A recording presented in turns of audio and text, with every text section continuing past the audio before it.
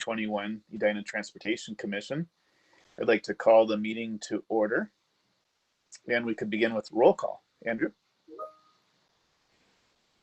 Commissioner Aller? Here. Commissioner Brown? Here. Chair Johnson? Here. Commissioner Kane? Here. Commissioner Lafferty? Commissioner Lewis? Here. Commissioner McCarthy? Here. Commissioner Plum-Smith? Here. Commissioner Richmond? Here. Commissioner Attree? Here. Commissioner Clark? Here. Commissioner Kariwala? Here.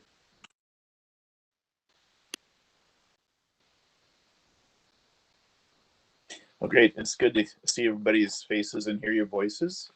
And next, how about Andrew, could you share your screen and we can look at the agenda for tonight?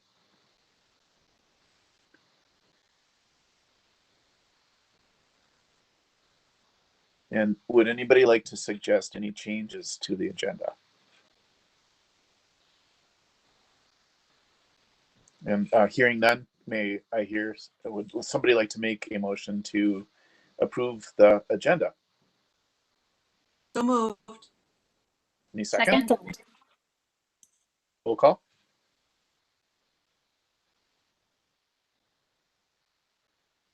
Andrew? Commissioner Aller? Aye. Commissioner Brown? Aye. Chair Johnson? Commissioner Kane? Aye. Commissioner Lewis? Aye. Commissioner McCarthy? Aye. Commissioner Plum-Smith? Aye. Commissioner Richmond? Agenda is approved. Thank you. And then how about if we move to look at the agenda or the meeting notes from last month, February 18th. Would you like to, thanks for sharing those. Any discussion or concerns about last month's meeting? Anybody?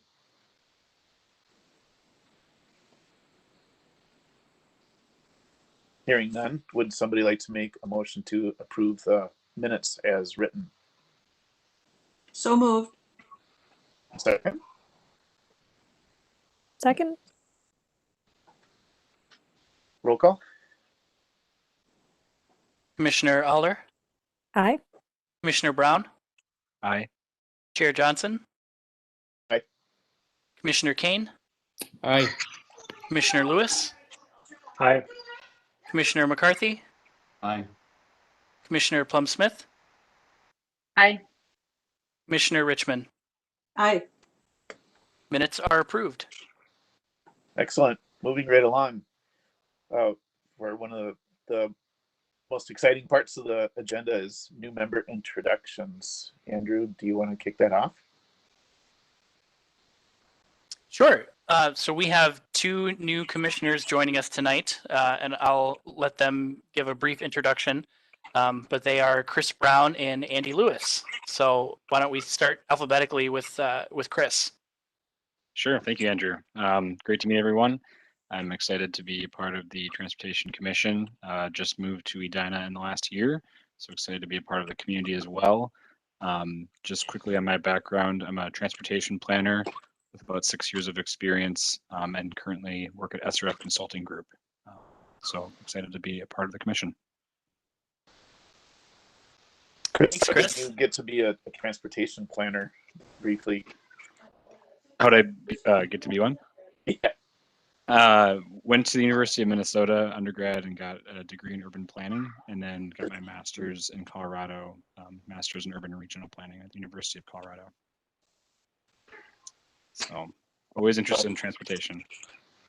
Looking forward to learning from you and working with you. Thank you. Welcome. And our other new commissioner is Andy Lewis. Andy? Well, good evening, everyone, and thank you for having me. It's a pleasure and privilege to be here. I have lived in Edina for about 2.5 years. First foray into local government, certainly. And by day, I do not have Chris's pedigree, so I too am looking forward to learning from him. I work in HR for an education company based in downtown Minneapolis, though probably like most of you haven't been there in quite some time. So interested in all facets of communication. Likewise, I used to ride the bus until the pandemic.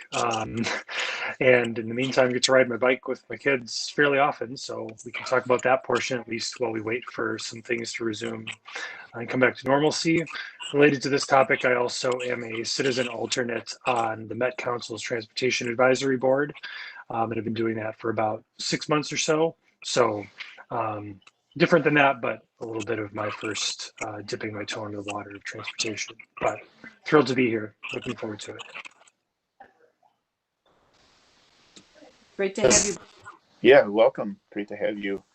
Welcome. I was thinking, Andrew, and maybe everybody else has a suggestion, but I think it would be nice if we all said our names and maybe just a little bit about ourselves, and so we can have Andy and Chris know us as a group too. That'd be all right?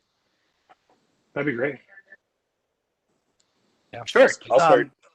Or go ahead, Andrew. I was just gonna say, if you want, I can just proceed alphabetically through the list. All right, then we'll start with Mindy.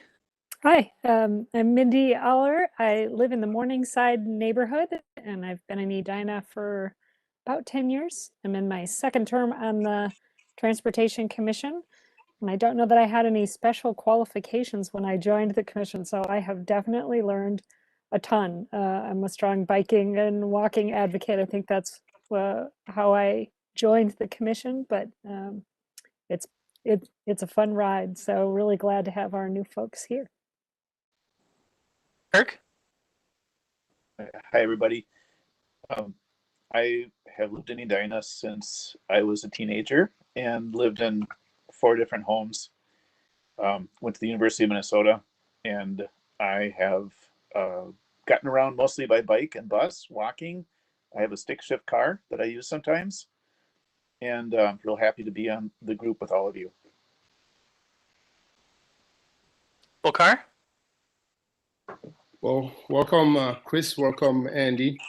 Great to have you. I think your contribution would be tremendous. I graduated from the University of Minnesota, worked for large organizations. Now I'm a small business owner. I live in Edina around Lake Edina, and I just love all facets of transportation. I love to learn. I love asking a lot of questions. Bear with me. This is the best way you can get the best out of people. Okay, welcome aboard, and I look forward to working with everybody. And the learning never stops. Bruce. My name is Bruce McCarthy. I'm been a resident here for 20 years now. Went fast. I am physician. I work in a safety net clinic in downtown Minneapolis, and I'm interested in contributing something to the city, and got interested in transportation issues. And that's why I'm here, learning with all the rest of you. Jill. Hi, I'm Jill Plum-Smith, and I've been in Edina with my family for 10 years now. This is my first term with the commission. I'm feeling underqualified after listening to both Chris and Andy, but I do have a master's in landscape architecture from the University of Minnesota. So Chris, I probably know the faculty that you know, and I also was in graduate school at the University of Colorado. So we probably know a lot of similar people as well from the Denver area. And I don't currently work as a landscape architect, but I do love planning and all things planned and plants, and I'm excited to have you both on the commission. Lori. I think I probably, you guys probably recognize me from your interviews. I'm Lori Richmond. I live in the Chowan Park neighborhood. I am the recent past chair of the commission. I'm now in my second term. Let's see. Undergraduate degree in natural resources. I'm truly a tree hugger at heart. master's in organizational leadership. I'm mostly retired, but still do some organization development consulting. And my passion for transportation in Edina, well, first of all, it is the most interesting commission that there is. Seriously, our topics are fascinating. But secondly, um, it's a I'm particularly interested in non-motorized transportation, biking. I spent the last 20 years of my career in the bicycle industry, so a huge advocate for biking and pedestrians and our aging population. It's great to have you both. I was very impressed by your interviews. Nihar? Hi, I'm a senior at Edina High School. I've been living in Edina for about 6 years, and I'm excited to have both of you on board and working in the Transportation Commission. Anna? Hi, I'm Anna Clark. I'm a sophomore at Edina High School. I've lived in Edina my entire life. I live near the Morningside neighborhood, and yeah, I wanted to apply for the Transportation Commission. I was passionate about this mission because my family has just been so passionate about biking and being outdoors for my entire childhood. So yeah, and I'm really excited to have you guys both on this commission. And Anand? Hello, I'm Anand. I'm a sophomore at, and I have a great passion for biking, which is one reason I joined the commission. And I can't wait to work with you guys, and I welcome you to the commission.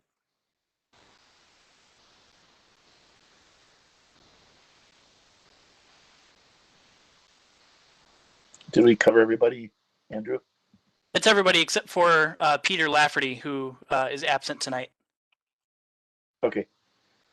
Thank you. I enjoyed that. I learned some new things about each of us, so I really enjoyed that. I think we could just move right into the other part of the agenda, which is Andrew's going to give a recap on the street funding, which is the major part of your packet. You might have noticed it goes all the way to page, I don't know, 142 or so. Yes, so as you may recall, we discussed this at the last meeting, but the Street Funding Task Force, their final recommendations were presented to council on the 2nd of March, so that their work is essentially completed. But since the ETC's representative was absent for the last few meetings, I just wanted to provide the commission with kind of a brief recap of their work and maybe answer any questions that the commission may have. So I will share my screen here. So I'll just kind of talk briefly about what initiated their work, the charge that they had, some of the key understandings that they developed, their public engagement process, final recommendations, and then the next steps. So as most of you know, special assessments have been used in Edina to fund roadway reconstruction projects dating back to the late 1990s. In recent years, the city has gotten more concerns and legal challenges to whether or not these special assessments meet what we call the benefit question. Basically, per statute, cities can only levy special assessments if they can be proven to be at or below the benefit that those assessed properties will obtain from that improvement. So this kind of came to a head last year when we proposed the Prospect Knolls reconstruction project, which you can see the project area here. The estimated assessment for this project was $32,000 per property. And it was determined at that time that the city likely wouldn't be able to justify the benefit to all properties within this project area. And so that this project was not approved. And at the same time, there were concerns raised about certain project components that staff had been including in the assessable costs. So the council directed the city manager to put together a task force. 7 members were selected of 19 people who applied, including a representative from the ETC, Commissioner Matt Shearer. The membership was specifically picked to try and be a balance between residents who had previously been subject to a special assessment and those who hadn't. The city, we've been reconstructing streets for about 20, 30 years now. And in that time, we've basically reconstructed half of the city. So we felt it was important that the composition of the task force reflected that. Their charge was to develop recommendations for street reconstruction funding. The group themselves developed a vision statement, and that vision statement was to develop a funding solution that is viewed by a plurality of residents as equitable, is able to maintain Edina's roadways to a city standard, and is financially and legally sustainable. So the task force had 16 meetings from June of 2020 to February of 2021. In your report, you'll see kind of a number of key understandings that the task force put together. This, I think, is a key one that I wanted to highlight. They determined that the current method of assessment is both fair and unfair at the same time. It's fair that all the residents are subject to the same rules, but it's unfair that residents may pay more or less depending on subsoil quality on their roadways or because of costs like retaining walls. It's unfair that some people will live in Edina for 30 plus years and may never be subject to a special assessment. On the other hand, some people may move within Edina and may be subject to multiple assessments as a result of that. And they determined it was unfair that the policy assumes that all properties within a project area benefit equally, and properties outside the project area don't receive any benefit from the project. So throughout the course of their meetings, the task force met with various subject matter experts and looked at a lot of historical data and legal precedent. And they ultimately came up with 2 funding recommendations, and they provided an opportunity for the public to comment on those options. That because of the pandemic, the public engagement was held primarily through Better Together Edina. The 2 funding options that were presented, one is assuming that is a recommendation that the city moved to fund roadway costs by 50% special assessments and 50% tax levy increase, with a 16-year transition period into that. The second option was just to do away with special assessments entirely and go to 100% tax levy. There were over 2,000 visits to the Better Together site. Over 300 feedback forms were received. There was 58% preferred option 1, 42% preferred option 2. All of the feedback forms that were received represented residential properties. It was interesting to note that there were no commercial or industrial properties that were represented in the feedback forms. And there was a kind of a clear trend among those who had previously been assessed were more likely to want to keep the current system in place because they felt it was only fair because they were subject to an assessment, whereas those who hadn't been subject to an assessment yet seemed to be more willing to change the system, but acknowledged that there should be some way to accommodate people that had already paid a special assessment. So in their conclusions, the task force basically recommended that council consider one of those 2 funding options, either 50% assessments and 50% tax levy or 100% tax levy to cover the costs. They also recommended that subcut costs or subsoil replacements and retaining wall costs should no longer be included in special assessments. And they recommended that staff prepare a streetlight policy that establishes standards for locations and quality of lighting, and that street lighting should also be paid for the city and no longer specially assessed. So as I mentioned, this final report was presented to council on the 2nd, and it's also available on Better Together Edina. City Council had a retreat on March 13th to discuss the recommendations further, particularly the impacts to the 2021 street reconstruction projects. At that retreat, engineering staff shared concerns about including subcut and retaining wall costs in those special assessments, and council supported removing those costs from projects that are proposed for this year. So staff is planning to bring a revised assessment policy to city council in early April, and that policy will exclude subcuts and retaining walls from assessable costs from this year into the future. It's also important to note that a public hearing is not legally required in order to make that policy change. Future discussions and decisions on street funding are anticipated to take place between staff and the council, continuing on later into the summer. And finally, I just wanted to acknowledge the members of the task force for their work, including Commissioner Shearer for representing the commission. I want to thank city staff that were involved from a number of departments. You can see here, there were a couple of consultants that were brought on to assist the task force. And then I want to acknowledge all the residents who provided feedback on the two options that were presented. And so with that, I'll take any questions.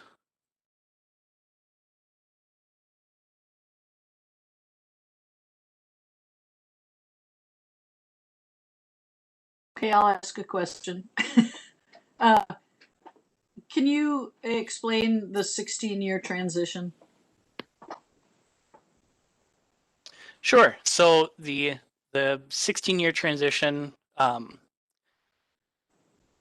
the intent of the task force is that the first year of that transition would be the main change in that first year would be subcuts and retaining wall costs would be automatically taken out. And then the remaining 15 years would be kind of the core of the rest of the transition away from either 50% or 100% assessed costs.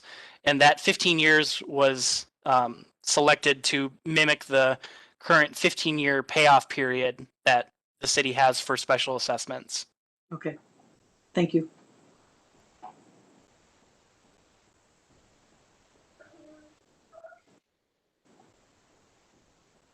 I have just one question. Andrew, did I understand you correctly that legally we can't keep the current policy? That it would be increasingly difficult to meet the state statutes with the current policy. So even though there was a lot of feedback that said keep it as it is, that's not really an option, is it? I would say it is and it isn't, because we have at least one of our current 2021 reconstruction projects was approved based on the current assessment policy. So I think the struggle is that there are certain areas in town that just based on existing conditions will lend themselves to being more difficult to apply this policy to in a way that can be legally sustained. So I think I guess I would say legally, I don't think that we're required to change the policy, but I think if we want to be able to continue with street reconstruction on all of our city streets, that a change needs to be made.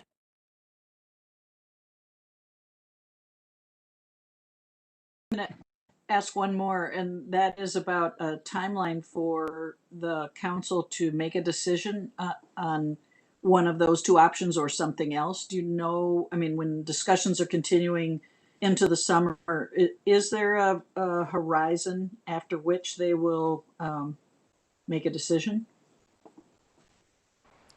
I don't have a hard date or honestly even a ballpark beyond that discussions will be happening this summer. I would suspect that they will want to have some kind of direction decided while they're preparing the 2022-23 budget. And certainly we would like, engineering staff would like to know what direction they would like to pursue before we present the 2022 reconstruction projects later this fall. Thank you. I have one I had a question follow-up kind of question. to that point. Chris, go ahead. Oh, okay. Thank you. I just was going to ask, in regards to the near-term capital improvement planning that you mentioned, Andrew, how does the removal of subcut and retaining wall costs affect the 2021 plan?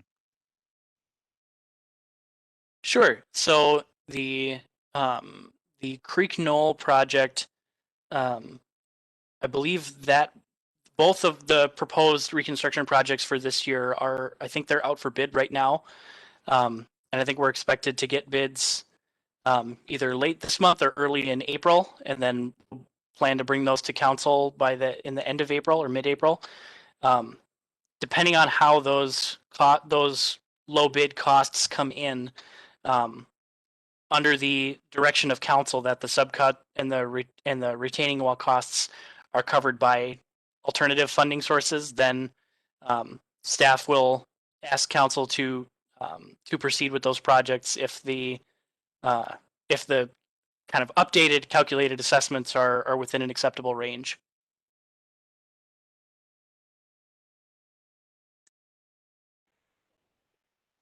I had a quick question that was related to the policy or legality discussion before.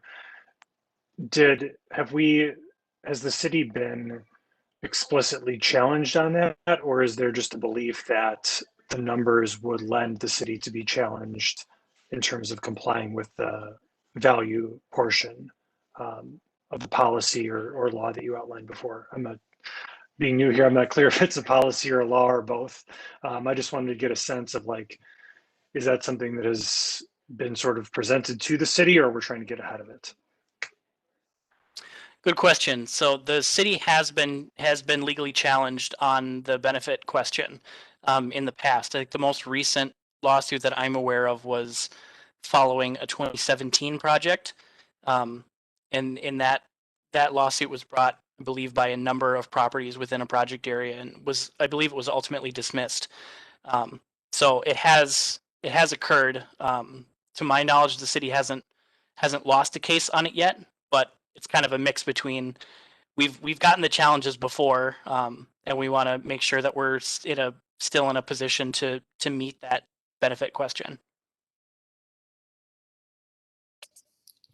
So Andrew, thank you. A quick question here. When it comes to these bidding these projects, just a quick question: do you have where do you publish the bid? And my second part of my question is, when you put this bid out, is there an engineering estimate from the city of Edina that says this project would supposed to cost us X amount? And then you wait for the other bids to come in and figure out where you're going to be cost-wise?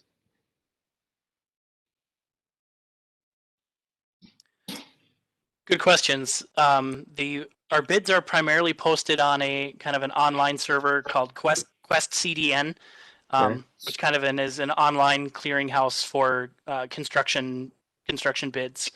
I believe there's also some legally required notices that have to go out in local newspapers. So that's whatever the legal requirements are, we meet those. It's generally not our practice to provide an engineer's estimate. However, at the time that the bids are opened, usually from that point on, we provide our engineer's estimate. Okay, the reason why I'm asking is because just a side thing, last meeting we had discussions about the cost going up and down like a seesaw effect of those costs. So once we have that, we can avoid assessing the resident too much. Maybe that can help offsetting that.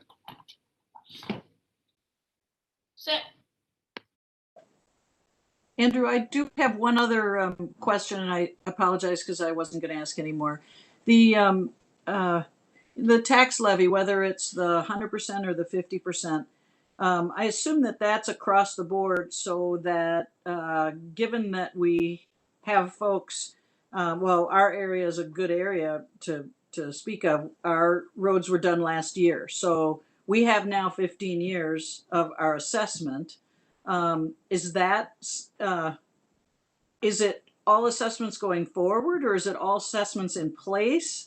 How does that exactly? What's the proposal on that?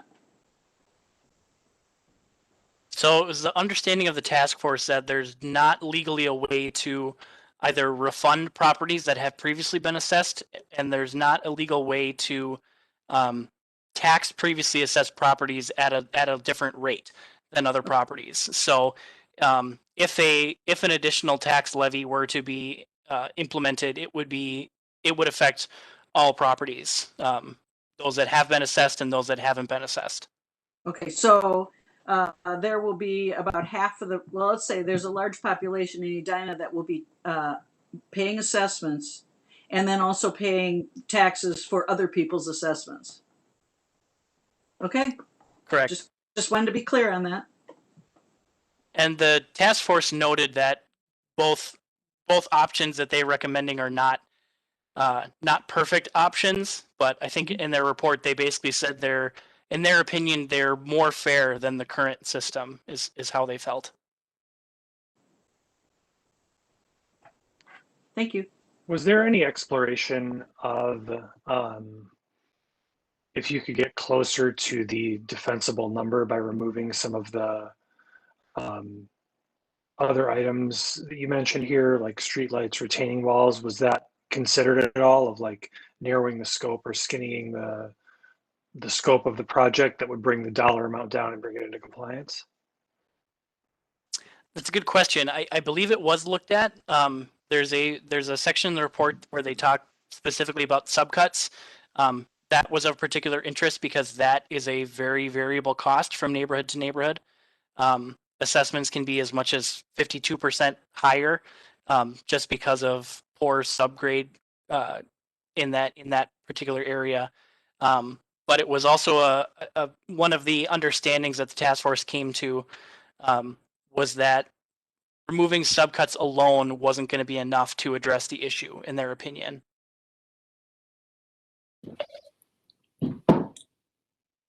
I have another question, Andrew. How do you know how much to assess people when you don't have an estimate done by the engineering? No, we have an engineer's estimate.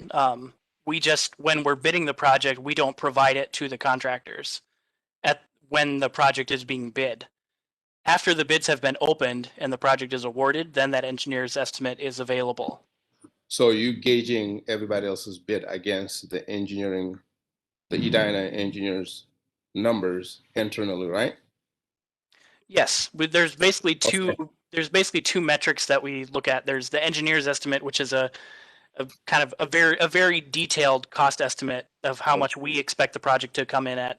There's also the number that we have in the capital improvement plan, which is generally a higher level number that includes contingency and a certain level of uncertainty. But that number is, the numbers that we develop for the CIP are generally prepared. They can be anywhere from a year out to 5 years out of the project. And as we get closer, we try and refine that number down as much as we can as we start to pick away at the uncertainties of the project until we get to the engineer's estimate, where we're very, very certain on the specific quantities that'll be included in the project. Okay, thanks. I have one more question. Have any surrounding communities gone through this process? And if so, were there any lessons learned from that? Admittedly, I don't know that offhand. I know one of their findings is that the Edina's current system of assessing 100% roadway costs is an outlier among Twin Cities communities. In my experience, it seems that most are set up where they don't assess at all, or if they do assess, it's 50% or less of the costs. So admittedly, I'm not knowledgeable as far as whether or not they were originally set up that way versus transitioned into that from a different way. Oh, no problem. Thanks.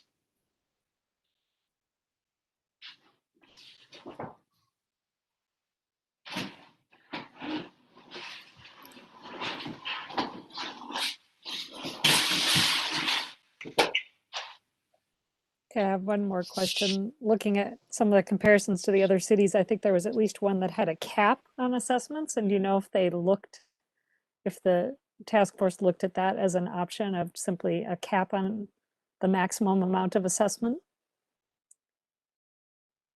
as opposed to automatically presuming that some of it or all of it should be a tax levy? Yes, you are correct that there are some communities that have a cap on their assessments. I don't know whether that was something that the task force specifically looked at, but I can certainly look into that and get back to you.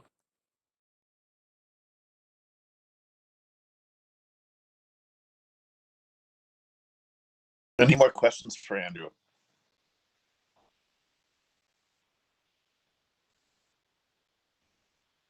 Would we like to move on to the Metro Transit topic? Thank you, Andrew, for putting that together and covering the highlights. Of course. I'll get my screen up here again.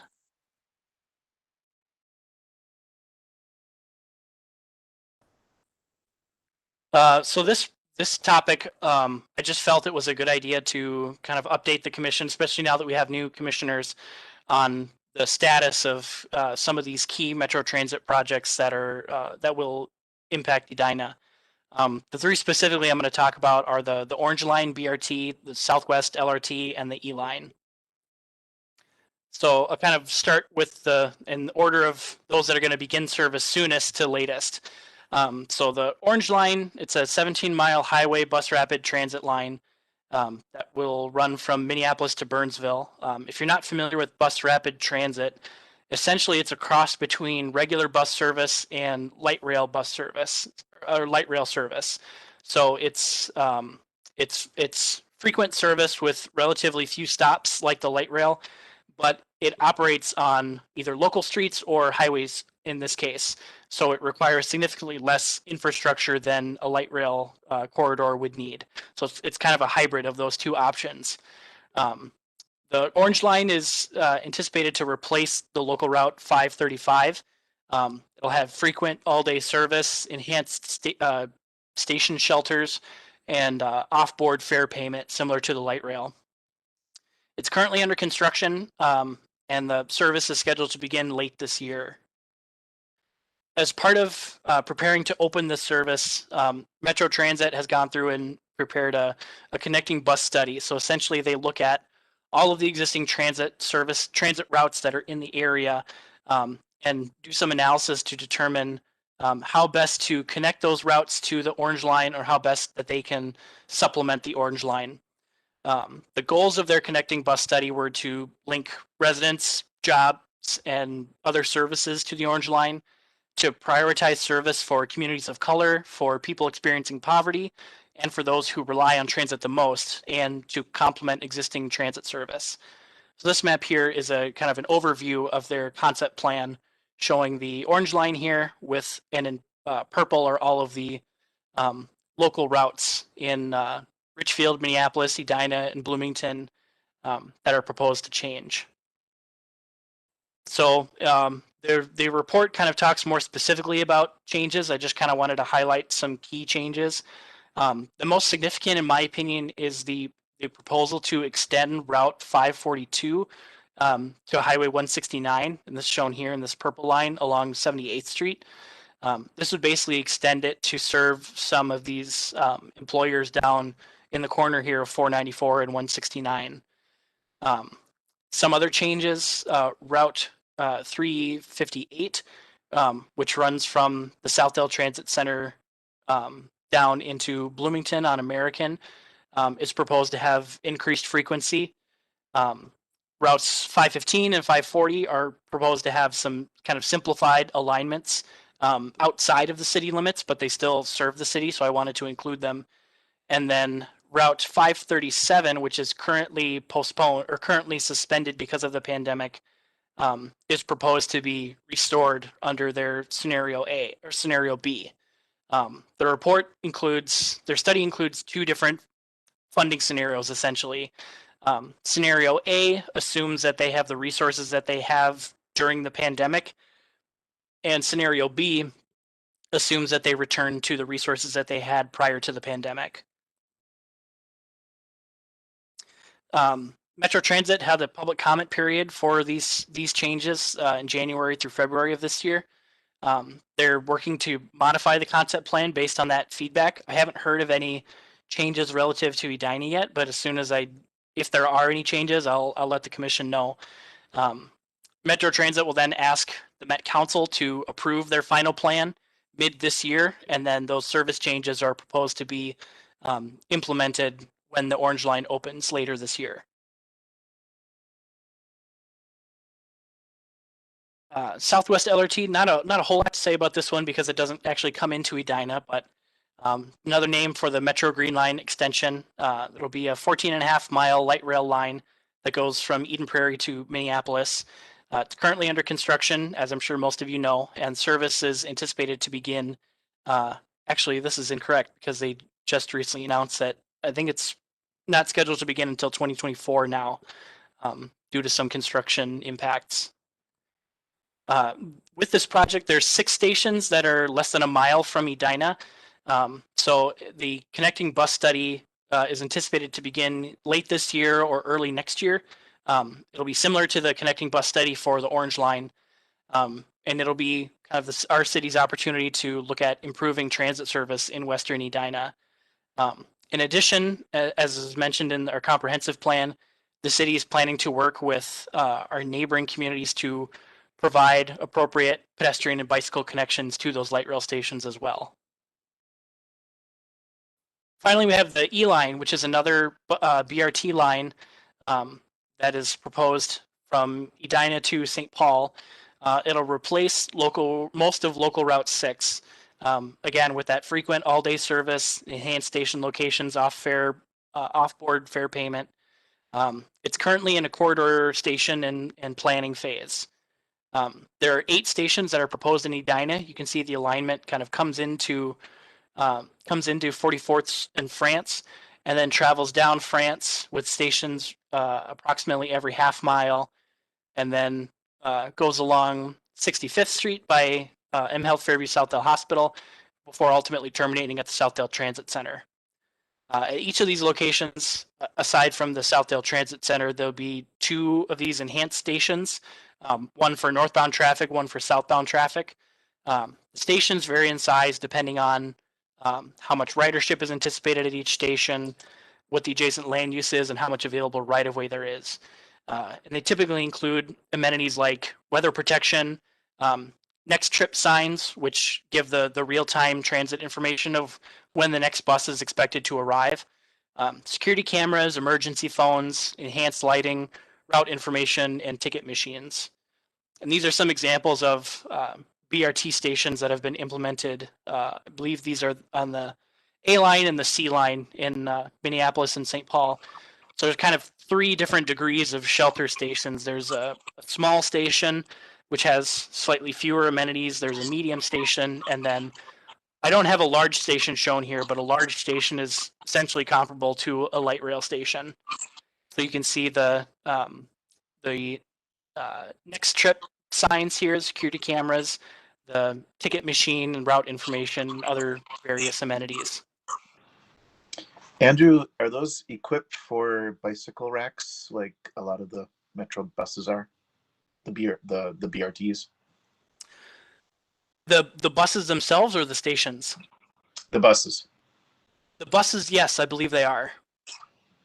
And some stations do include bike racks, but these 2 in the 2 in this example obviously don't have bike racks. Do they have any type of I'm sorry, Bruce? do they have heating elements in them? Some of them do. I'm not sure if the small size has it, but I think the medium and the large sizes, I believe, have a heating option. Edina is currently represented on the Technical Advisory Committee. I am a representative on that committee.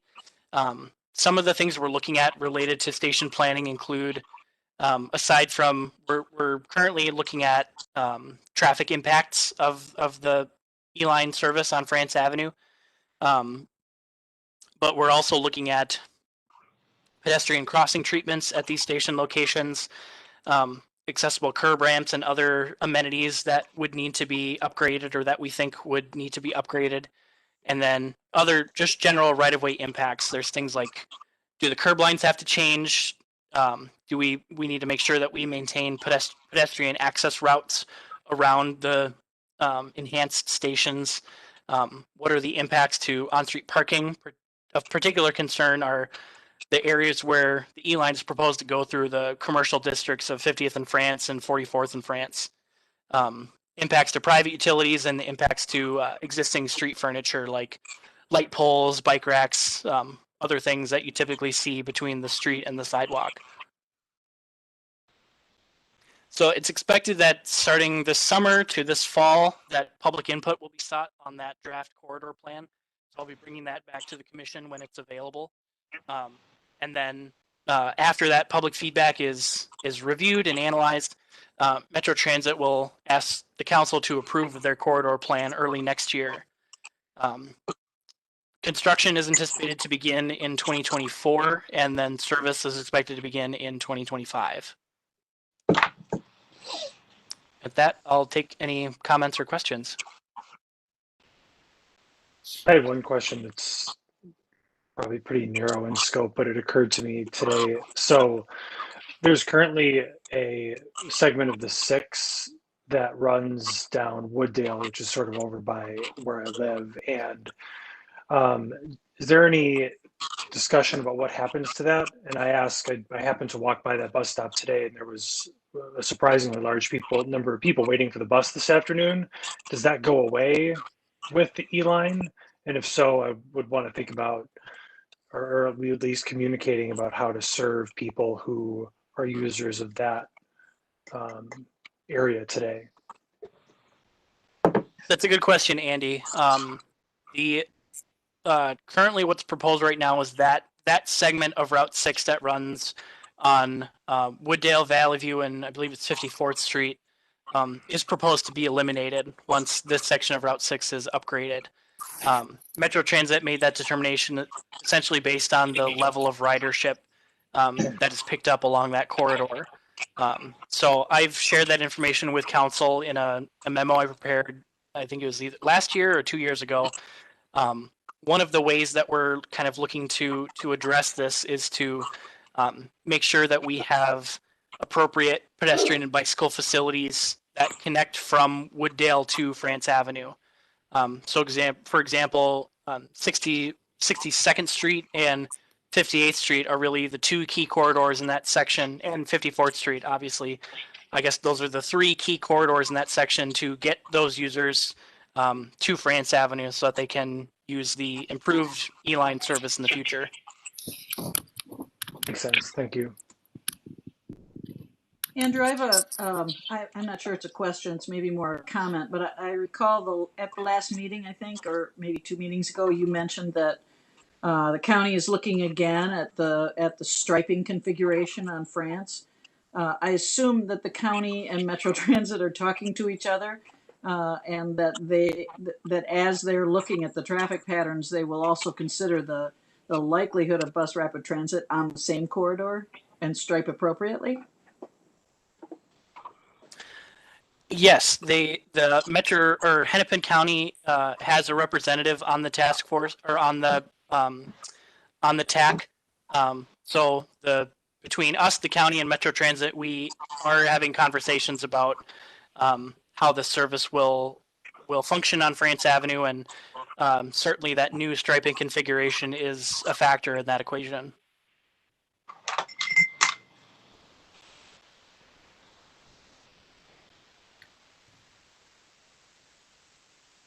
Andrew, as being part of the technical team, is there anything that we have to be looking for, or are we missing anything that would benefit the pedestrian or the bus rider or having a connection to Edina? Is there anything that we are missing that we should be looking into as a commission?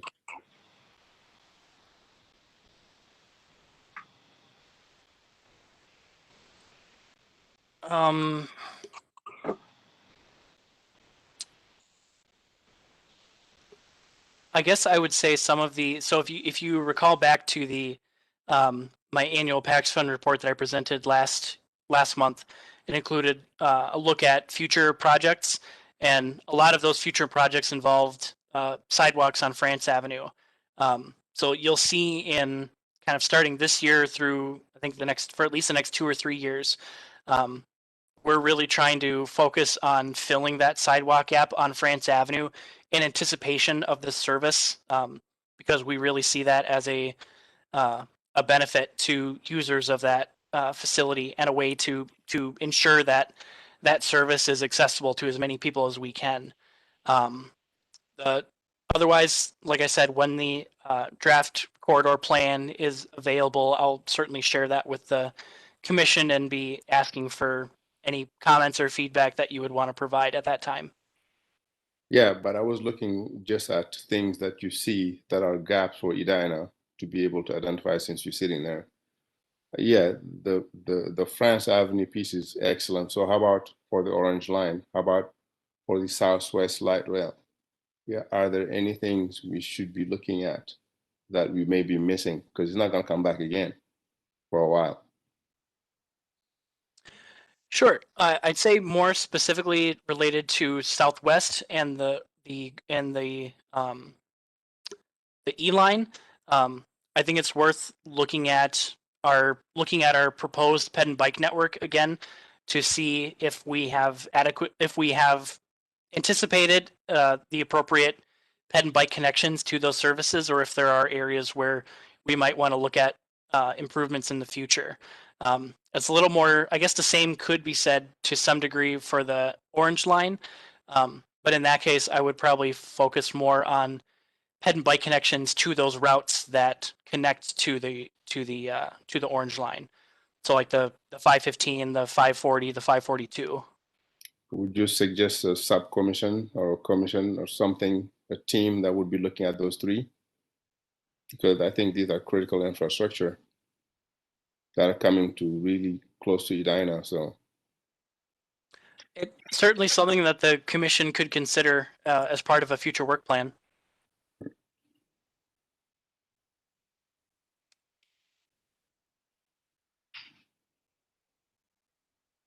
I just want to tag on to that. Bokar, brilliant. So Andrew, the problem with a future work plan, like if light rail is going to be actually functioning by 2024, and the CIP is done years in advance.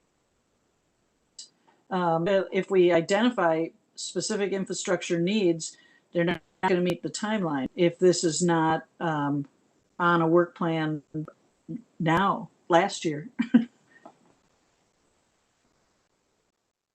That's a good point. I will say though that our capital improvement plan is redone every 2 years. So it's actually a 6-year planning cycle, but we update that plan every 2 years. So I believe it's odd number years. So I think 2020, like the end of 2022 is when we'll start looking at the new CIP. So I think there are opportunities to prioritize other, or change our prioritization of projects in order to meet the opening dates of these services. Okay, great. Can you make a note of that so when we get to, I mean, it seems like we just did our work plan, but I know we start that process in August. Let's not forget this work plan item. June actually is when that starts. Okay, June. Yeah. Thank you. Any other questions for Andrew or comments? Can I add something? Yeah.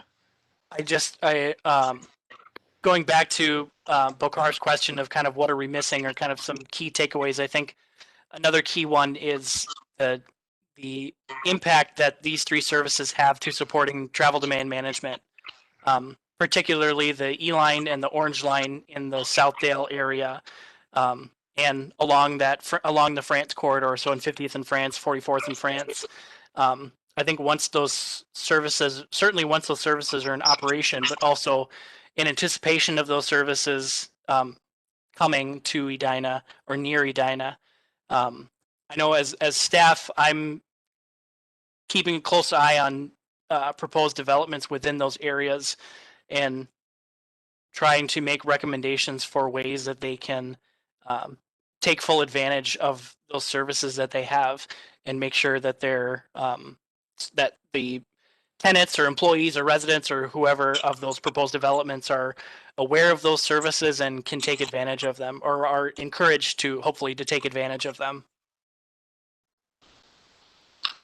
Like the 494 corridor support, they have that toolkit, and so our city could have something like that, Andrew, and include all these transit options too for TDM. Right. It's actually already something that in recent years, I've been mentioning in my memos. The most recent one I can think of was I think 7001 France is relatively close to the Southdale Transit Center, and so that we'll have access to the E-line.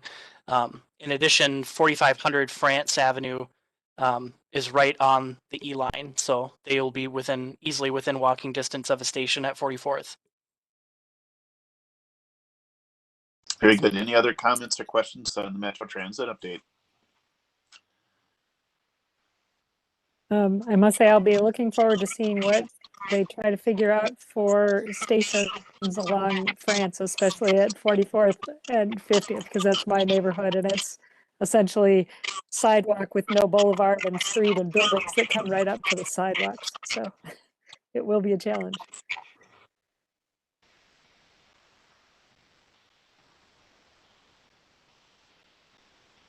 Sure will be. It is already.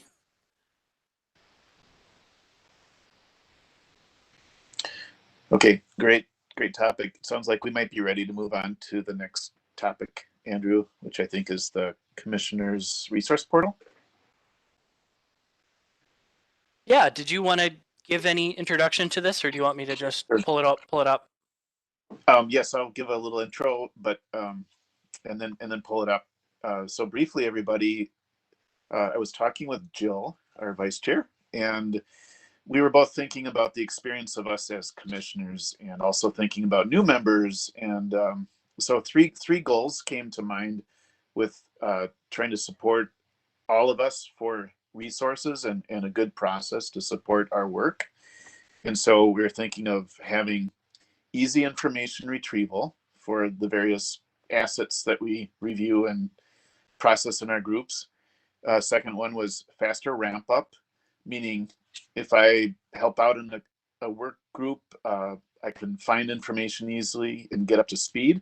Or if I'm anybody that's new to the group, can maybe find helpful links like to the comprehensive plan or to a list of abbreviations that we use a lot.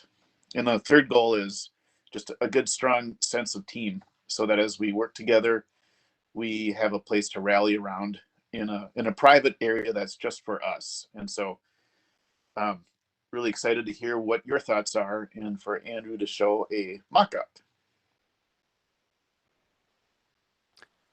So let me share my screen here. So Kirk brought to me this idea of kind of a private site for the commission to be able to use to house documents, both like guiding documents and documents related to specific work plan items. I talked to MJ about this, and she said that the city had tried something like this in the past, where it was basically a link on the city website that commissioners could log in to access. But at the time that they tried it, no one really used it, so they eventually went away from it. However, now we have Better Together, so this could be another option to use Better Together to serve our needs. So what we've prepared here is basically just a demonstration of what this private site would look like. So it would be, like as I mentioned, it'd be a private site only accessible to commissioners within a specific commission. So for example, this would be a private group that only the ETC members would be able to log in to see, in addition to myself. So what I have here is kind of some general information. This is essentially just copied from the city website. But then over here on the side, you have various folders set up for each of the current work plan initiatives. They're empty right now, and then here's, for example, guiding documents, and I've got the transportation chapter of the comp plan, living streets, ped and bike plan, active routes to school. There's a place where we can put quick links to relevant projects like the E-Line or Metro Transit. And then it's a place where we can put our meeting schedule, joint work sessions, other events that the commission is planning to participate in, like Bike to Work Day, can be added into the schedule. And so any documents or posting on this are available to all of the commission, basically.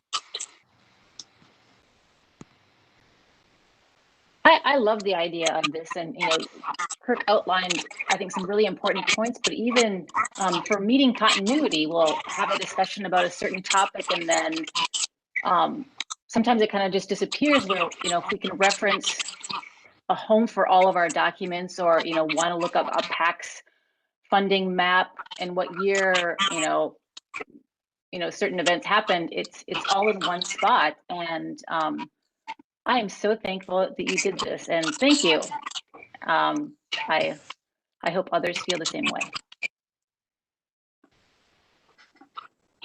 I love it. I think it's fantastic.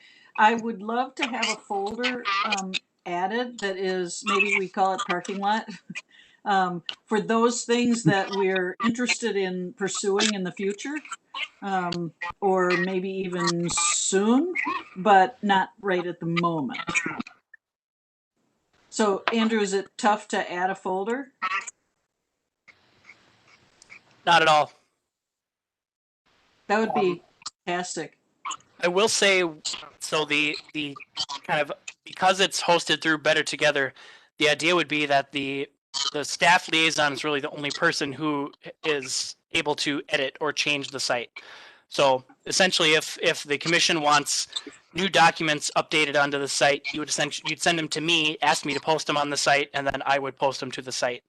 There's a newsfeed section here where I would kind of expect to post an update of, hey, this document has been added to this folder, just as an FYI. Part of managing this site would also mean that, well, for one, it would require that everybody on the commission has an account through Better Together, which if you don't have one right now, I'm going to put in my pitch to create an account for Better Together. But also that would mean that it's another level of work for staff to, as the commission turns over, to remove commissioners from that group and to add new commissioners, which can be done. And my understanding is it's relatively easy to do.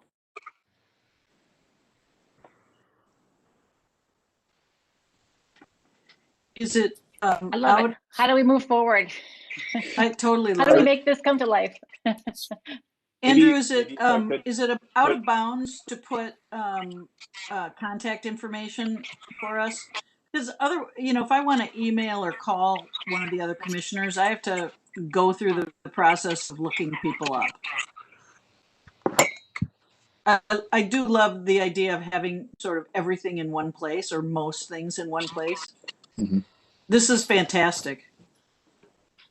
I would have to check with MJ on the contact information. Okay. I mean, as you all recall, there, as part of joining the commission, you were all required to provide public or contact information that would be available to the public. Right. So I don't anticipate that there would be an issue with that, but I just would want to check with MJ to make sure. Yep. I would like that too. Yeah. Yes. And I think this is phenomenal. Can you also add the task force?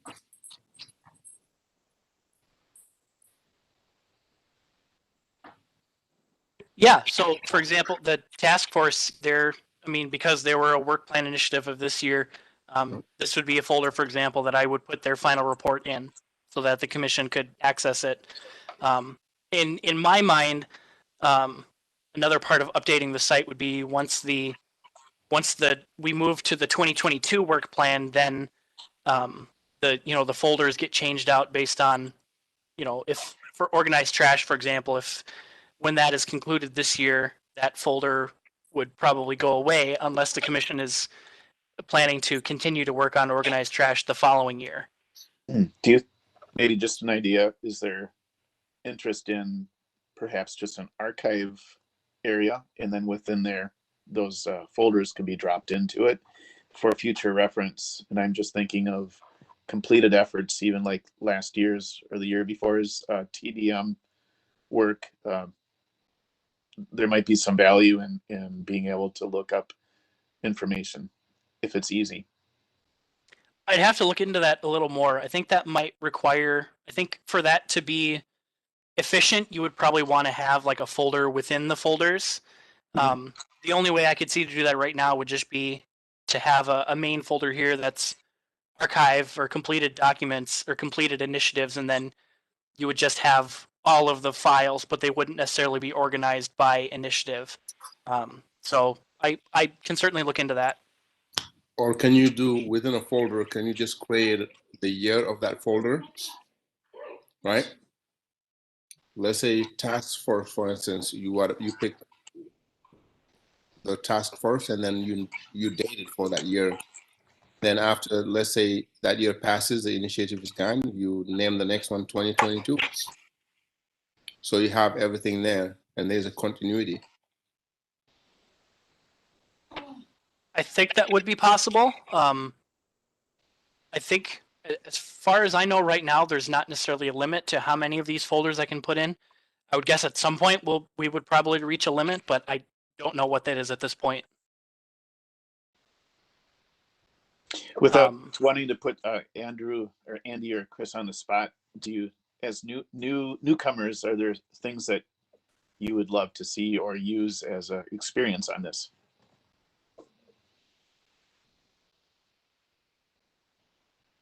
Certainly seems helpful in the place that we're in right now. As we try to learn and get up to speed, seems super helpful in that regard. It's hard to say what would be useful longer term, but as somebody who's trying to understand what has been done to be knowledgeable, I think it's super valuable. Yeah, I concur with Andy. I think just kind of near-term history is helpful to understand, and then as someone new, just having contact information or ability to reach out to other commissioners, just honestly for meet and greet would be nice as well. So more collaborative environment sounds great. Appreciate the comments.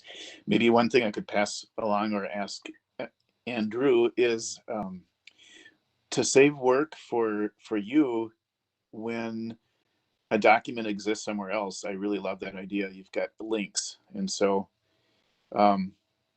even within a topic, for example, working on the organized trash collection, we might have some resources or references. We might have some documents to put in there. So I'm hoping it's possible to mix combination of links and actual documents inside of a folder. So maybe that's something we could explore. Yeah, Do you know what I mean? Yeah, I'll explore that. And so this I think for our group, if I understand right, this is a little bit groundbreaking. So we have opportunity to pilot it.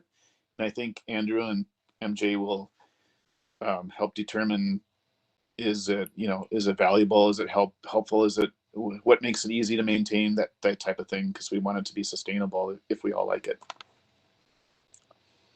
Yeah, I think as far as kind of determining whether or not this might be an option to roll out to other commissions or to make available, I think, and to my mind, there's kind of two key determining factors. One, how much is it used and appreciated by the commission, and two, how much does it add to the liaison's workload?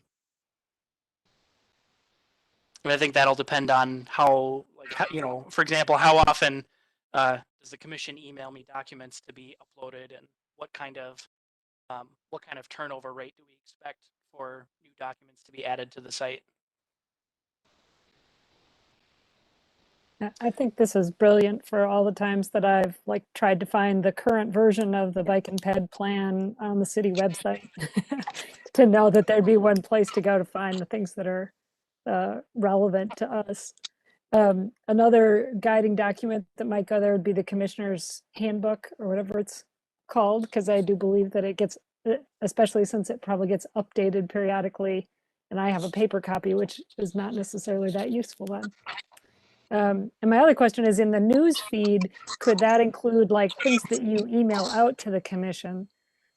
And then I also wonder, is there a way that that it could replace, instead of, it's like, I don't want to make it add 2 steps every time you have something to send out to the commission.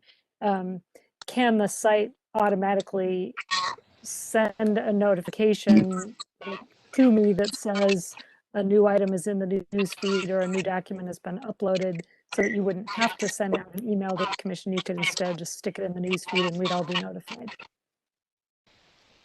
Those are good questions. Let's see. Yes, I think the handbook could certainly be added here. We could certainly create like a folder for like orientation materials or general commission materials. The newsfeed could also be a place to put links to articles or webinars or things that are sent to me by the commission or that I send to the commission that are kind of not necessarily work plan related. As far as whether or not I do that and send an email, I guess I would leave that up to the commission, whether or not they would prefer to get an email with those kind of updates or whether or not they would be fine just posting it in the news feed. I think for larger updates, like related to meetings or kind of other procedural changes, I would still primarily use email for my communication. Just from a record keeping standpoint, it's easier for me to retain those if they're through email. I also think if there's not a way for it to automatically like ping me that something new was added there, I won't remember to go look unless I'm looking for a particular document. So the only way that would be that it could replace emails is if there's a way on the site to be notified that something new is posted. And I don't know if it's either already built into the system or it isn't. I don't know which. That's a good question. I think there is a way in Better Together to do that, to get email updates when a page you're participating in has been updated, but I'll have to look into that a little further.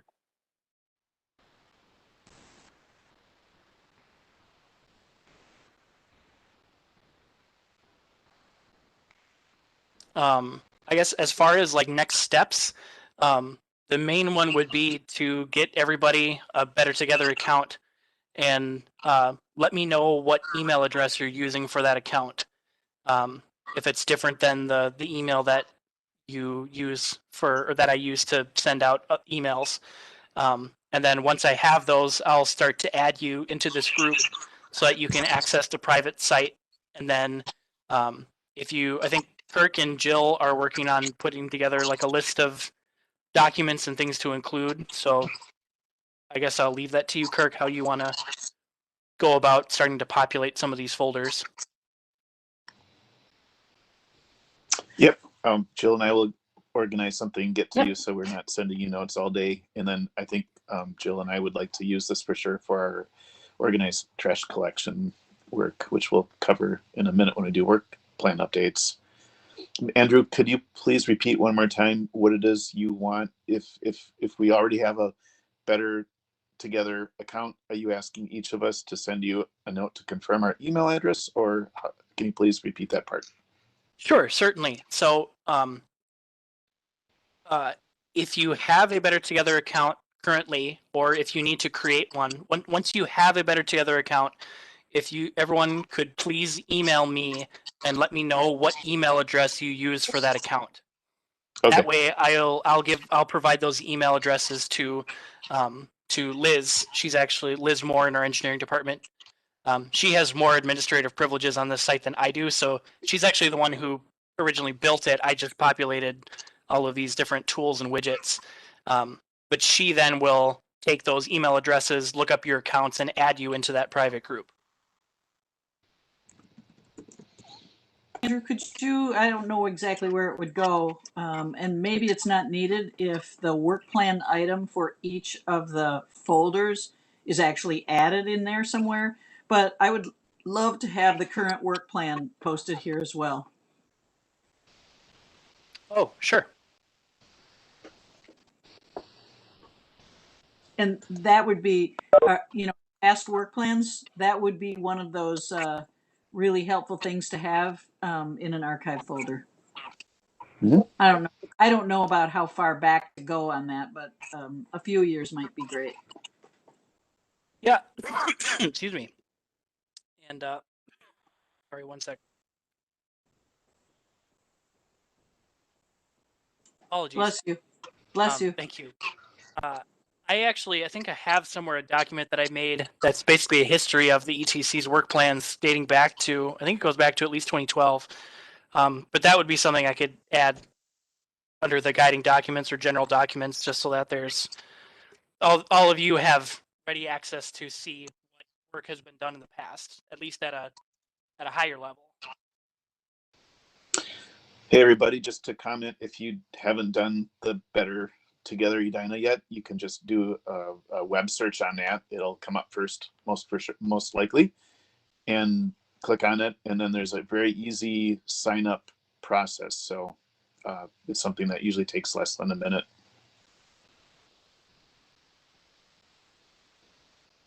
Thanks, Andrew, for showing that to us. And thank you everybody for your feedback and interest. It sounds like this will be a exciting resource for us as a team. Thank you. And we'll just maybe evaluate it periodically, how it's going, and adjust. So next comment looks like a good segue into work plan updates.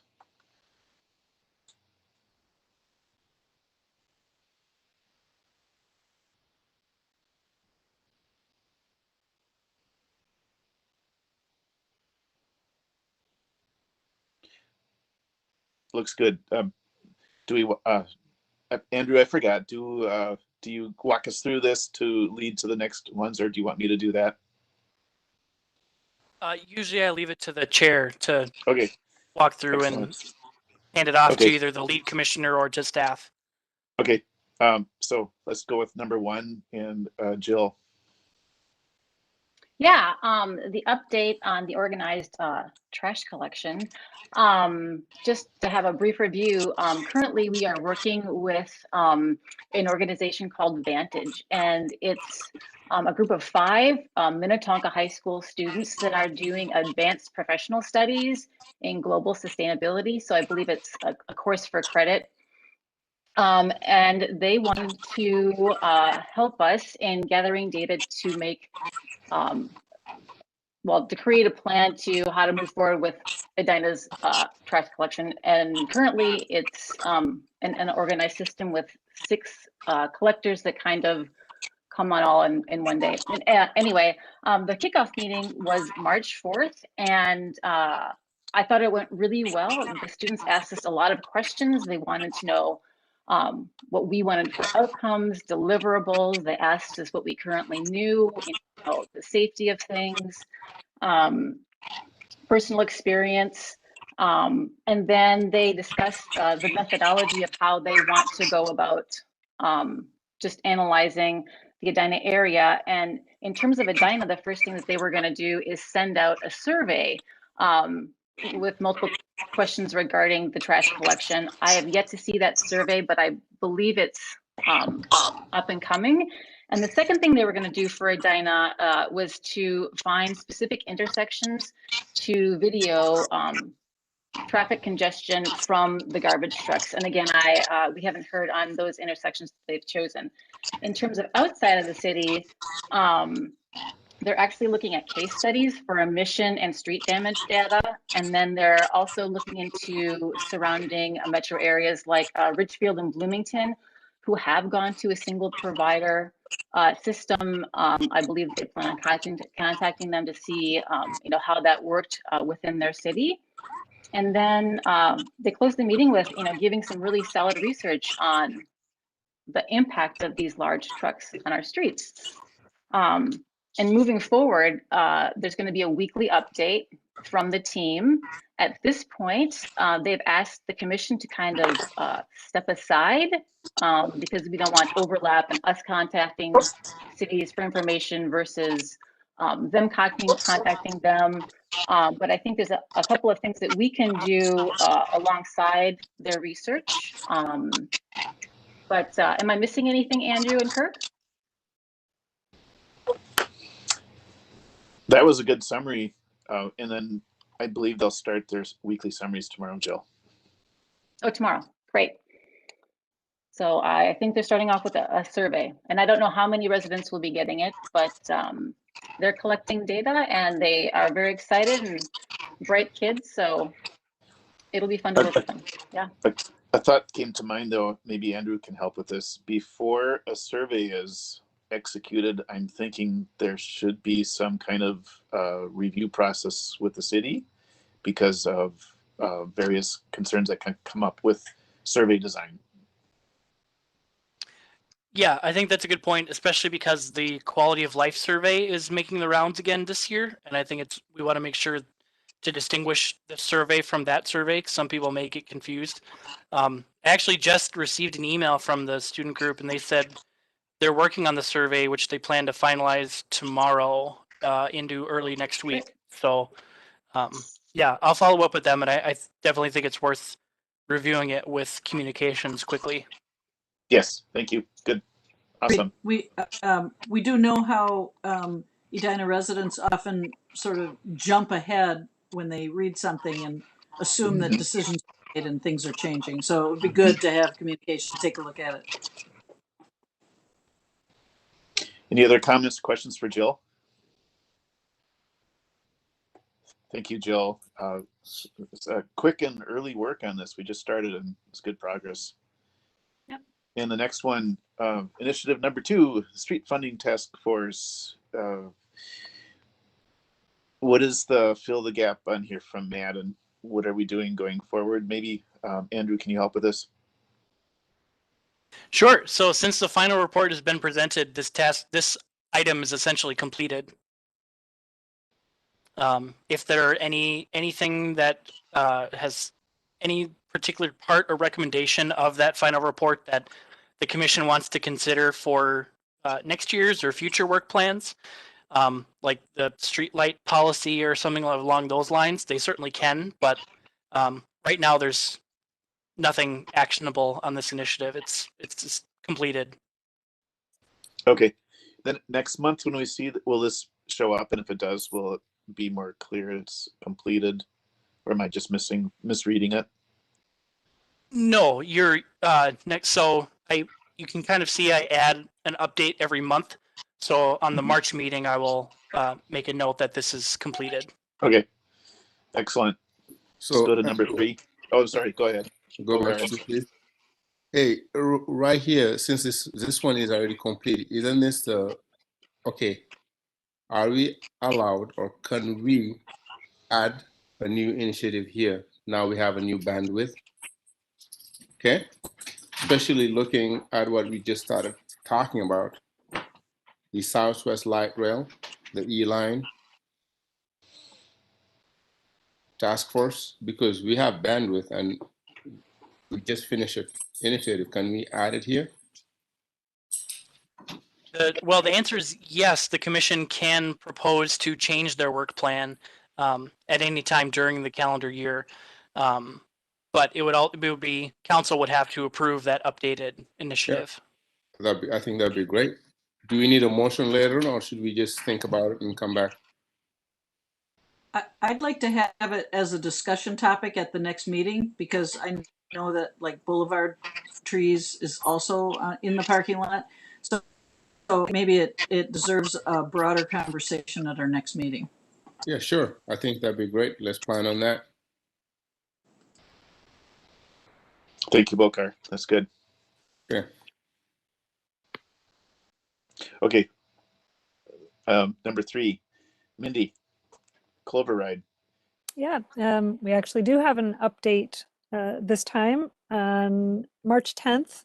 Andrew and Anand and I met with Jan Hicks from DARTS, and she did provide an Excel spreadsheet report if anyone likes to see numbers and actually wants to look at that.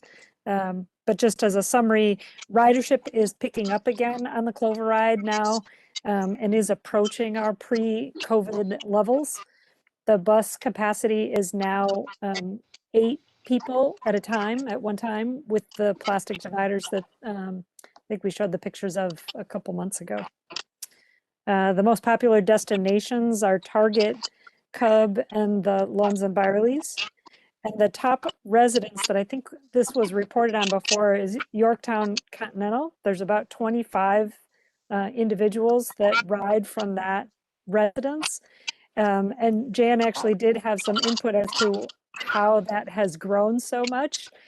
She said, for one thing, it's when the smokers are standing outside, they talk to each other and they love the Clover ride, and they've been telling their friends about it. So in particular, the smokers are telling their friends, but the key point was that those that like it tell their friends, which made me wonder if maybe we should think about having a coupon for those that ride to either give to their friends, or maybe it's a coupon that, bring a friend and you both save, or something like that, as a possibility. So they've also done a satisfaction survey that Jan will send us when the full results are in, but she said it's about 98% positive.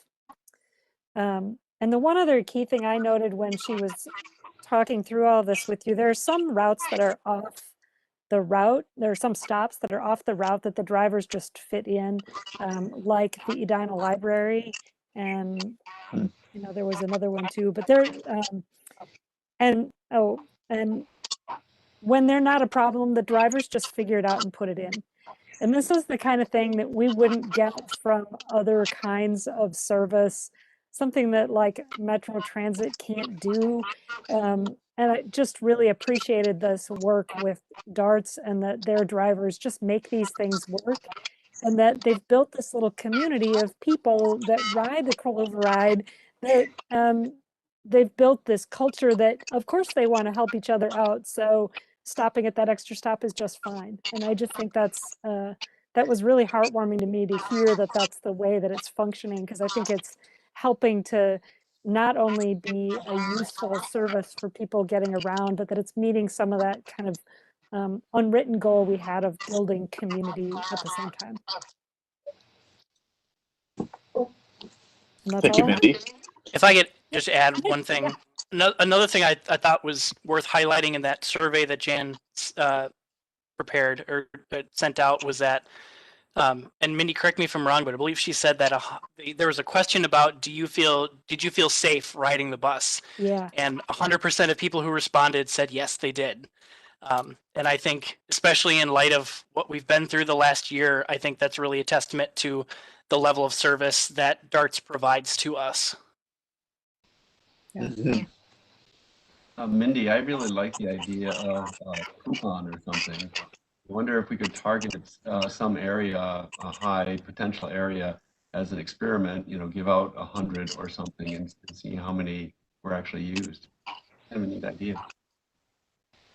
Oh, the coupons? It might be having them on the bus itself, because it's really the people that currently ride are the best advocates for getting other riders. So if they can pick them up when they're on the bus to share with somebody else, that's probably the best way to increase ridership. Mm-hmm.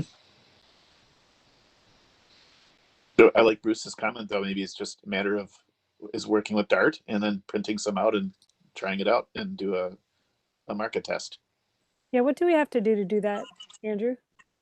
Is it something our communication department designs, or? We actually already have basically a 1-day bus pass on little business cards that we prepared the first year the Clover Ride went into service, and we have, in the past have had them at various events like open streets and other things like that. So we already have a template of those. I still have some back in my office if I ever get back into the office again. But the point is, we already have a graphic created for it. So it really would just be a matter of getting some more of those printed off and getting them to DARTS, or we could also potentially mail them to properties that we think might be interested in having them available to their residents. I like that, Andrew. It sort of ties into the TDM strategy. you know, to mail it to the high potential properties and just see what happens. Excellent. Shall we move on to initiative number 4? We don't have a monthly traffic study this month, right, Andrew? That's right. The committee did meet last month, but there were the majority of the items required further discussion and further review. So we felt it best to wait and kind of re-evaluate our recommendations on those before we brought them to the commission. Okay, thank you. Number 5, capital improvement projects. Jill.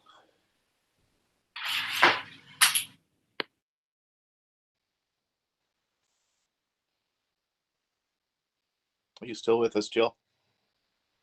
I think, if I may, I believe the Jill was put on the lead here just because she's the vice chair, but this is primarily a staff-driven initiative, or kind of at least reactionary to staff. So Okay. I just don't want Jill to feel like I can do it. worried I just didn't know I was on it till right now. Yeah. Sorry about no, that. at this point there's nothing actionable.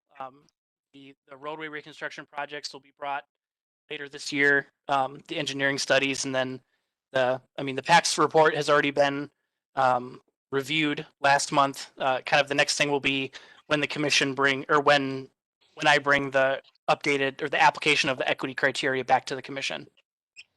That's kind of what's in progress right now, but otherwise there's no update on this one. Yeah, Andrew, just quick here. This is a very important initiative. Do you plan on having one of the commissioners lead it?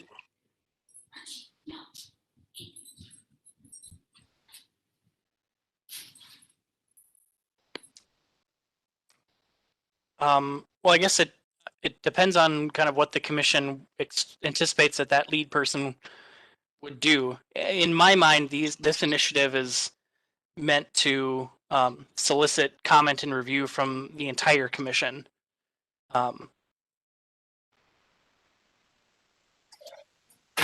Okay. Okay.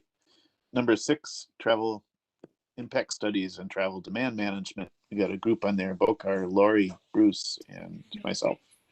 I think the last update is still relevant for this month, Andrew. Yeah. Yes.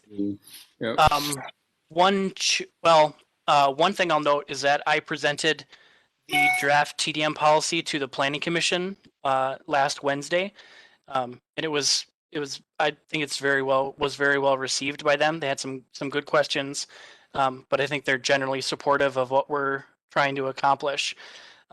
I'm with their input and with the Transportation Commission's input now. I'm planning to bring that policy to City Council April 20th at that regular meeting for approval. Other specific to kind of this list of projects that we're anticipating, 4917 Eden has submitted a formal application. That's the Perkins site. Their proposed project is a 7-story, 208 residential building with a restaurant. So we've already scoped out the traffic impact study for that. I believe I shared it with the commission via email, but we're awaiting that traffic impact studies so that it can be reviewed and commented on.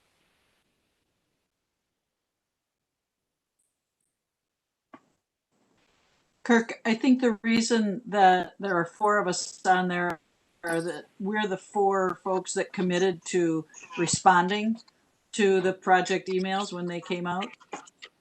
I could be wrong. That rings a bell. Yeah, that's my understanding. So we'll stay alerted, and they would come from Andrew, I assume. Correct. Yep. Okay.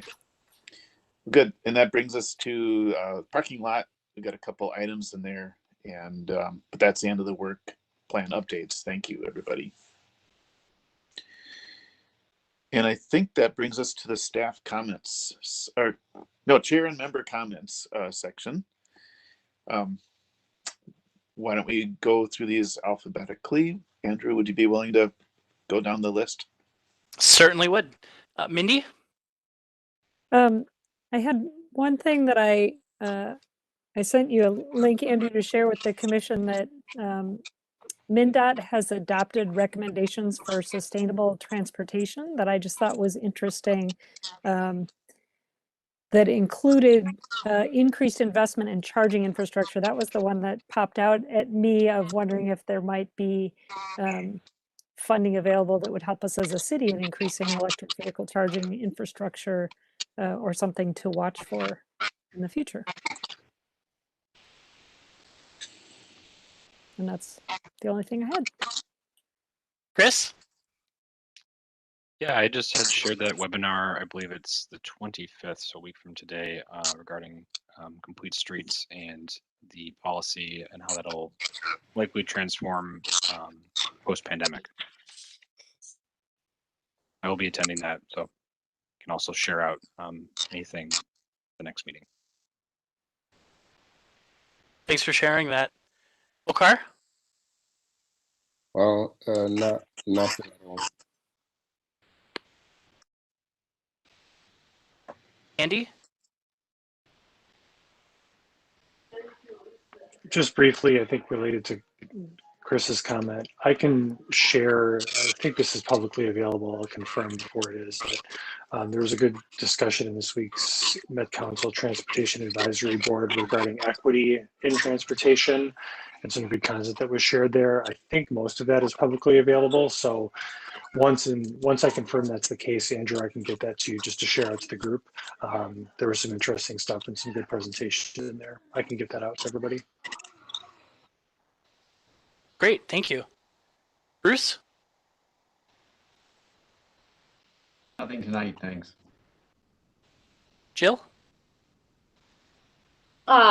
Just welcome to the new commissioners, and to say that I am super excited to work with Kirk and you all, and very excited about the portal and good things to come. That'll be all. Lori? One quick question for you, Andrew, and that is, has the county approved the design of the 58th and France signals yet? I was going to talk more about this in my staff comments, but they... Okay, I'll wait. Okay. I can wait. Okay. Second thing is, nice job to our new chair and vice chair. You guys have certainly hit the ground running. I'm completely impressed. And it's just nice to see you all. I'm done. Nihar? Nihar had a event with his family, so I will pass that along. He's okay, just had to leave. Anna? No comments from me other than just welcoming the new commissioners. Anand? No comments. So I want to welcome the new commissioners, and I'm in favor of the new proposed website that Kirk and Tom Smith are working on. So, yeah. And Kirk? One comment / question. I'd like to just reach out and have a brief conversation with each of you individually and before our next meeting, just to hear how it's going and any input that I can move along. Do you, Andrew, have a way that we can know how to contact each other individually? I know you mentioned that that was supplied when we applied, but I think someone mentioned like it's hard for us to know how to reach out to people. Like I've got various texts and LinkedIn messages and emails. So yeah, what do you recommend? Kirk, I can send you an email with the email addresses of the individual commissioners. Okay, I just ask that you don't email all of them together to avoid serial communication. I know you won't, but I just have to say that. Oh, it's good. It's good for us to hear the rules. Sometimes we forget. I know I would. So, but I won't. And thank you. That's all. All right, great. And then that brings us to staff comments. Andrew? So the first one on Lori's question about 58th Street in France. So the city has a contractor ready to put up a new traffic signal. The private utilities have done the relocates that are necessary. The only thing we're waiting on is approval from Hennepin County. And the last update that I got this afternoon was that they've reviewed it and they submitted some additional comments to our staff that we need to address.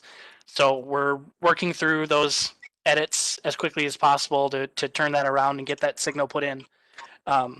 Once the work does begin, once we get approval from the county, I'm told that the work is expected to take 3 to 6 weeks.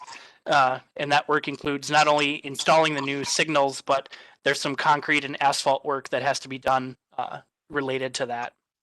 So I'll keep the commission informed as we move through that process.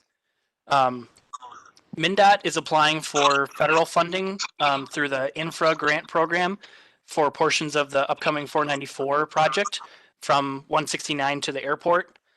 Specifically, they're looking for funding to help cover the cost of the min-pass lanes that are proposed, the access reconfiguration, and the most of the 494 35W interchange reconstruction. So they've asked adjacent cities and agencies to provide letters of support. So Edina submitted a letter of support for their federal application. At the last meetings, some commissioners, or for a few meetings now, commissioners have raised questions about the potential for the city to move to a hybrid meeting model if and when we go back to in-person meetings. A hybrid meeting model, the way I understand it would be that some commissioners could be in person and some could attend virtually or through phone, teleconference, something like that. My understanding is that the city doesn't have the legal ability to do that per state statute. The only reason that we're able to meet virtually right now is because of the governor's emergency order. So once that emergency order expires or it's withdrawn, then the city will figure out how to transition back to in-person meetings. But I just wanted to provide an update on that. At this point, unfortunately, it looks like it's kind of an all or nothing deal. We're either all virtual or all in person. And then the last update I have is just a reminder that our next meeting is Thursday, April 15th at 6 p.m. Thank you, Andrew. Great recap. Then I would like to adjourn our meeting. So would anybody like to make a motion to adjourn? I would like to make a motion to adjourn the meeting. Anybody second that? It's moved and so moved. Roll call, please, Andrew. Commissioner Aller? Aye. Commissioner Brown? Aye. Chair Johnson? Aye. Commissioner Kane? Aye. Commissioner Lewis? Aye. Commissioner McCarthy? Aye. Commissioner Plum-Smith? Aye. Commissioner Richmond? Aye. We are adjourned. Thank you. Have a good night. Goodbye, everybody. Good night, everyone. Aye. See you. See you next time.